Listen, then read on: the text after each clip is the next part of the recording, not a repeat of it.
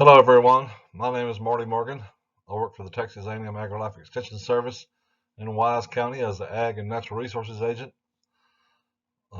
We also do horticulture, lawn and gardening, trees. If it's a plant and grows in soil and has something to do with agriculture, we usually cover it. And today we're going to be talking about mulching in gardens.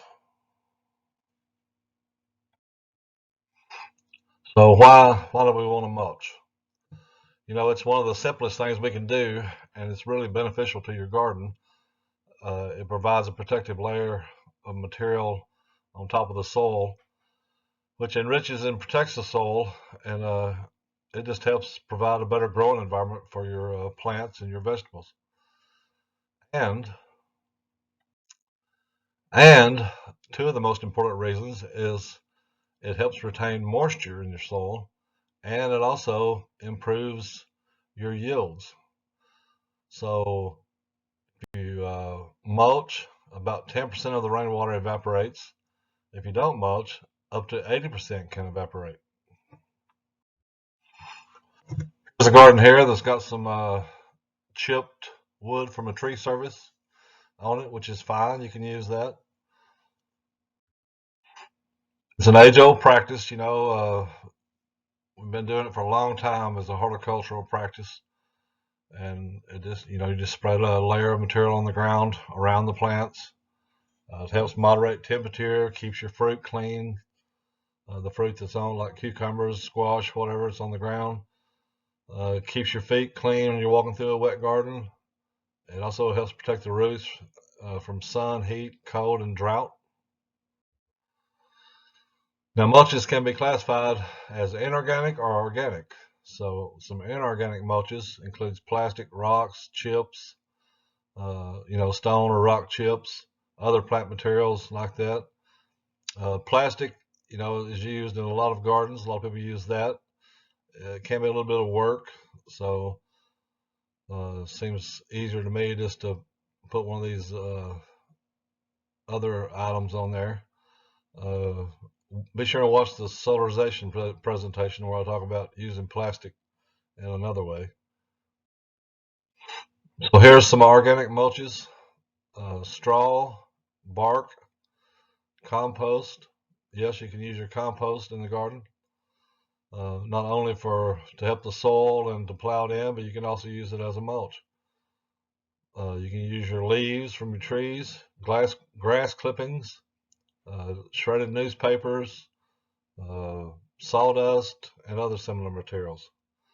I don't recommend sawdust, but you can use it. It just robs some of the nitrogen away and helps deplete it. And I just don't, and it has turpentine in it, so I just don't recommend using it myself.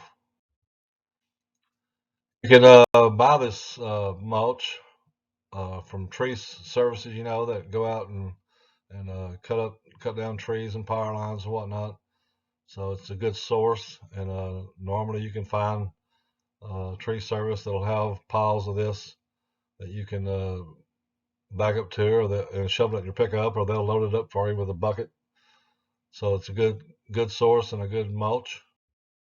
So what is the value of our mulches? Just a 4-inch layer of mulch on the soil surface, especially in a sloping garden, is going to help uh, with erosion.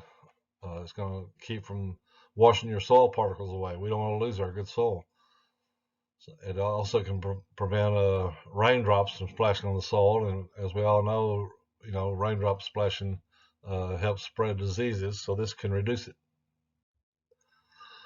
So which mulch is the best, or what colored mulch is the best? You can use any of those, but just remember that red, black, or any dark color is going to hold heat longer. So I recommend using a lighter colored mulch, so it kind of helps reflect the sun and doesn't hold that heat as long. So what's the value of mulches in Texas? Is it vital? It gets pretty hot here in the summertime. A layer of mulch on the soil, a layer of mulch on your soil can help it soak up more water. It can help it retain more water. It can reduce the rate of water loss. It can help prevent evaporation. and hold the moisture longer. Mulches also modify the temperature in home gardens, the soil temperature. Applied in late fall, winter, mulch insulates the roots, crowns, and stems of winter crops from extremely low temperatures, although the frost may get it on the top. But in the summer, mulch can keep the soil cooler. So, all right, soil covered by black or clear plastic or dark organic mulch in the early spring warms faster on bare soil. So that's a benefit there to get your soil temperature up to where the plants will germinate and do good. But once you get that hotter weather, how's it going to affect the plants then? It also allows uh, earlier planting of warm season crops. So like I said, you can get that soil temperature up there where you can plant a little bit earlier than you normally would. So it has its benefits and it has its disadvantages. Organic mulch, such as compost and sawdust, also keeps soil under the mulch layer cooler in the summer. Dark soil warms much faster than does light colored soil. Organic mulches also enrich the soil. They decay eventually, and they can improve the environment that your plants are growing in. Soils high in organic matter are easier to till. We know that, and they're better suited for vegetable gardening. The more organic matter you have, the more it makes the soil more crumbly and easier to work, and easier for those roots to get take hold down in the soil. And it kind of helps from compaction and soil crusting. All right, more values of mulches. They can help your plants by making the soil more fertile.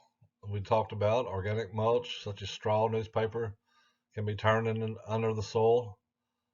Black plastic, you can't do that. So that's another disadvantage of plastic.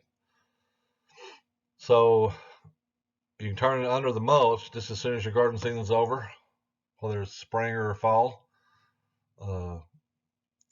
And then if it's spring, then you can turn it over and it'll be ready by the time you get to really, plant your fall garden. Most types of mulch is going to help control the weeds a little bit. It's not going to be bulletproof, but it will help. Doesn't keep the weeds from sprouting, but it does kind of help give them a hard time coming up and block some of the sunlight. So that's one of the benefits.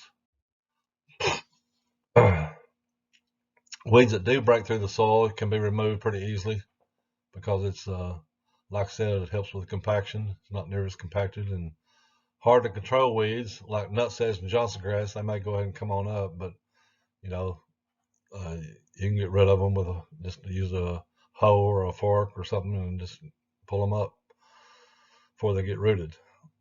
Uh, a well-mulched garden can yield about 50% more vegetables. So, like I said, moisture retention and yield is one of the two main factors of why we would want to use mulch. And the rows can be spaced more closely because there's little or no need to cultivate the soil. So that's a big advantage. Okay, some other advantages. Plant food is more available in cooler soil. Uh, Soil moisture increases plant growth and yields. Harvest more fruit because of less fruit rot. Your fruit's not going to sit on the soil and rot. Uh, if you mulch your garden, the rain or doesn't splash on it and cause diseases as bad. I mean, this may still happen, but not as bad. And especially, for tomatoes that rot easy when they're resting on the soil surface, this is going to help that. So lots of good advantages. Okay, and we talk about potatoes, they grow underground, so uh, the less compacted we can keep that soil, the better chance we're going to have of those tubers forming bigger and yielding more, and so they're not going to be susceptible to soil rot. Uh, and it makes them easier to dig up whenever you get ready to harvest them, and they're less likely to be bruised. So that's good advantages. Garden mulches does reduce maintenance, eliminates the need for weeding most of the time. I mean, you still may have a few of those, like the Johnson grass and nutsedge we talked about, but for the most part, it's going to help with a lot of your weed control. Uh, if you use plastic, it's really going to help. But that's another, something you got to decide for yourself how much work you're willing to do. Uh, you know, the vegetables are cleaner at harvest. They don't have any soil or stuff on them, so they're easier to clean. And the fruits, tomato, melon, and squash, they never touch the soil, so they shouldn't be too dirty at all. All right, so there's many materials that we can use for mulching. One of the best ones that we have is compost. Uh, I just completed the presentation on compost, and normally we use that to incorporate in the soil, to add nutrients to the soil and to build it up, and also for compaction, less compaction, but you can use it as a compost as well, and it's probably the best mulching material you'll have around your home. So it's inexpensive, usually weed free because it gets up to 160 degrees and kills the seeds and the insect eggs, and so there's a lot of advantages to using compost as a mulch. Uh, you don't have to buy expensive materials. I mean, uh, it's there for you. You just have to uh, get your compost piles prepared early enough so that you'll have enough to use to incorporate in the soil and for mulching. You can use straws or leaves. You know, the leaves are short-lived, and so is the grass clippings. But they're coarse textured enough, to do a little good. And you know, they don't have to last very long. But if you use fine textured material, you're generally going to need less of it to provide a 4-inch layer of mulch after settling. So keep that in mind. Burlap bags, toe sacks, we used to call them when I was a kid. Growing up, I still call them a toe sack. Tote sack, I think is how they say it. But anyway, old habits hard to break. They can be efficient. Again, you got to put them out there and cut a hole in them to let your plant come through. But I mean, they work really well. I don't know. I mean, some people think they're ugly and impractical, but uh, never bothered me how it looks. I mean, all I care is what I get to eat. So, if you have to secure them down, the wind will blow them around. So it also allows plenty of moisture, through from the rain, so to the soil. So it's a great choice, I think. Uh, and it's an easy way to protect them from frost if before you cut that hole in there. And here's a picture of them. Works pretty well. All right, sawdust. Mentioned that before. I'm not really a special fan. We have a lot of it, or did have a lot of it where I lived over around Pilot Point. A lot of cabinet shops over there, so they had tons of sawdust. Uh, they give it to you, give it away. That's where they sell some of it now for horse bedding, but used to they just let you haul off however much you wanted. But it covers the ground good, it keeps some moisture and whatever. But like I said, there's some disadvantages to it. So it can decrease the soil nitrogen pretty drastically. So I personally wouldn't use it, but if that's something you want to try, then you go ahead. Plastic. We talk a lot more about this in the solarization presentation. It is effective as a mulch. You use black plastic in the spring and early summer. It'll warm the soil. Uh, it can be tough, like I said, to get down around the plants. So you got to cut holes in it and hope the wind's not blowing. But anyway, the one big disadvantage is that you have to take it up when the season's over because you can't incorporate it into the soil, back into the soil. Here's an example of that here in a raised bed, and it works nice, uh, in a small setting like that.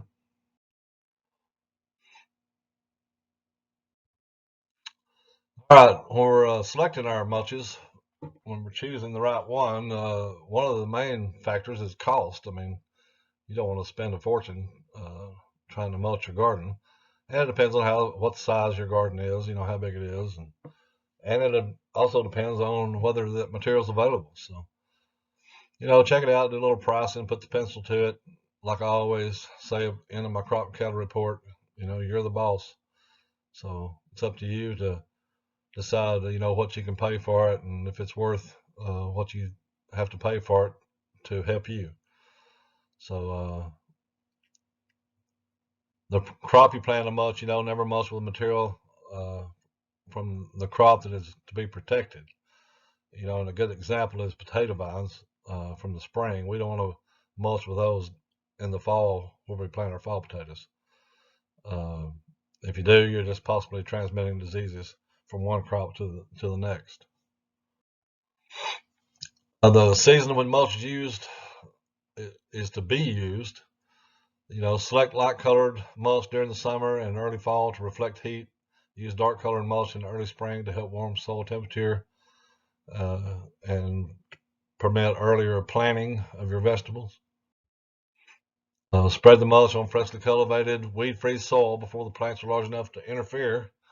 And then, apply an organic thick mulch thick enough for about a 4-inch layer. And fine textured is, you don't want it too fine textured because it'll pack, but you don't want it too coarse either. 4 inches should be plenty, 3 to 4 inches. The coarse materials like straw, they're going to settle and may require 8 inches or more, so plan on that. If you use newspaper, place 8 layers on each side of the row. That'll get it. If you use organic materials, add more mulch during the season. During the growing season, it's going to settle some when it rains and rots and whatever, and moisture from the soil surface. It's going to make it settle. So you can add more layers. And when you do, you're helping your weed control problem, and you're a clean resting place for your fruits, and it's probably going to look a little better. Here's 21 reasons that you should mulch your garden, and the first one is that it adds organic matter to your soil, and organic matter is key. If you have good organic matter, you hardly have to fertilize. So I'm not saying you don't have to fertilize, but you need to do a soil test to make sure. But organic matter is something that we need in our soil for good productive plants and good yields. All right, provides valuable slow release nutrients, helps retain moisture, shaves delicate seedlings from too much sun, reduces time spent watering. It's a great insulator, helps regulate soil temperature, and it also provides that natural barrier to stop weeds, most of them. Johnson grass and nutsedge are pretty hard-headed. Improves your soil conditions. It helps bind sandy soils and open up clay soils. So that's another good thing, another advantage. Reason you need mulch. Saves you time and energy when you're cultivating the soil. It's easier to work. Stops nutrients from leaching out of the soil. Protects plants from frost damage. Especially if you use a protective blanket, like a burlap bag. Provides a cleaning service, for your fruit to set on before you harvest. So you don't have, we have tomatoes are bad about blossom end rot. One reason is, and not all of them set on the soil, I know, that have it, but setting on the soil is going to encourage rotting. Provides support around plants, especially young seedlings. So it gives them some support from the wind and heavy rain. Okay, it also recycles waste materials. You can use up all your grass clippings and leaves. Don't forget to put some of that in your compost pile, but you may have some left, or you may save some back to use as mulch. It protects your plants from mud splash, when it rains hard or when you're watering it. Hopefully you're not watering overhead. Be sure and watch our presentation on watering the garden for explanation on that. Prevents erosion and soil compaction. One of the 2 big things we're trying to prevent in our garden. We don't want our soil washing away, and we don't want it compacted. We want it where it's easy to work, easy to dig. Don't want it hard. It also improves the visual appearance. And another reason is because my wife tells me to. If your wife tells you to, you got to go do it, right? All right. Well, I hope you enjoyed this presentation on mulching. And back when I was a kid, we usually mulched our strawberry beds and sometimes our cucumbers, tomatoes, whatnot. Some of those sensitive fruits to keep them off the ground. But we didn't do any of the rest of the garden. I'll tell you one reason why is because Dad didn't want to make a place for rattlesnakes to rest. So we grew up in a rattlesnake den, and we wanted it clean as a whistle around the plants. So if you have rattlesnakes around your place, or copperheads, or cottonmouth water muskins, then you might want to reconsider mulching. Or use something besides straw. Straw is pretty much what we had back then. So wheat straw, we'd bale up some wheat straw and use it for mulching. Anyway, hope you enjoyed this, and if you have any questions, give me a call or email me. And you can find that on the website when you're watching this, my email address and the phone number of the office, and be glad to answer your questions. And we'll see you next time on GardenWise. All right, well, one last thing is be sure and check out these mulching resources. Some good information for you.